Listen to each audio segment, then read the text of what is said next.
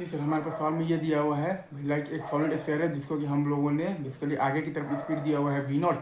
और basically anticlockwise sense में angular speed दिया हुआ है 5 we naught by r, right. और आपके पास सरफेस का कोफिशिएंट ऑफ द फ्रिक्शन दिया हुआ है म्यू है, राइट। तो अगर आप बॉटम मोस्ट पॉइंट पर ध्यान देंगे तो वो ग्राउंड के रिस्पेक्ट में फॉरवर्ड डायरेक्शन में मूव कर रहा है, मतलब कि फॉरवर्ड स्लिपिंग है तो काइनेटिक फ्रिक्शनल फोर्स आपका लगेगा बैकवर्ड डायरेक्शन में टू मेक तो वी इक्वल टू ओमेगा। तो काइनेटिक फ्रिक्शनल फोर्स जो है वो आपका पास कर रहा है पॉइंट पी से, तो काइनेटिक फ्रिक्शनल फोर्स का टॉर्क जो है वो बेसिकली पॉइंट पी के अबाउट जीरो होगा, मतलब कि आप पॉइंट पी के अबाउट एंगुलर मोमेंटम कंजर्वेशन लगा सकते हैं। तो वहीं हम लोगों ने लगाया है, तो हमारे पास क्या आया है एम वी नॉट आर, और माइनस आया है तो 2/5 एम आर स्क्वायर इंटू आया है 5 we naught by R is equal to आया है 7/5 into M into V of the pure rolling into R. तो यहाँ से हमारे पास V of the pure rolling बराबर आ गया है -5 वी नॉट बाई 7, और omega of the pure rolling बराबर आ गया है -5 वी नॉट बाई 7 आर। अब अगर आप ध्यान देंगे तो जो बॉटम मोस्ट जो पॉइंट है वो बेसिकली ग्राउंड के रिस्पेक्ट में फॉरवर्ड डायरेक्शन में मूव कर रहा है, मतलब कि फॉरवर्ड स्लिपिंग है तो काइनेटिक फ्रिक्शन फोर्स आपका बैकवर्ड डायरेक्शन में लग रहा है टू मेक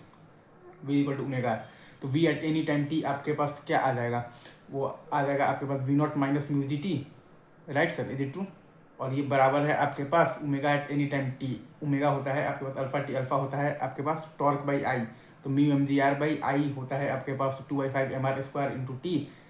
और माइनस इनिशियल ओमेगा नॉट जो आपके पास है 5 we naught by R into R. तो यहाँ से आपके पास टाइम का वैल्यू आ गया है 12 V naught by 7 mu G, right sir, is it true.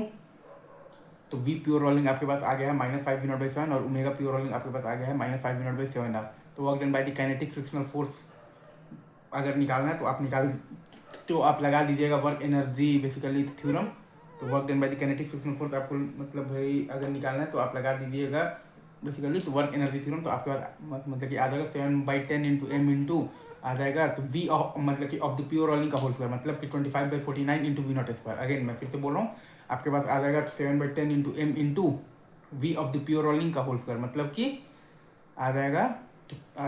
25/49 into V naught का स्क्वायर, माइनस आ जाएगा half M V naught square, और प्लस हाफ आई है आपके पास 2/5 एम आर स्क्वायर इंटू आपके पास है ओमेगा नॉट है आपके पास 5 वी नॉट बाई आर का होल स्क्वायर। इजी।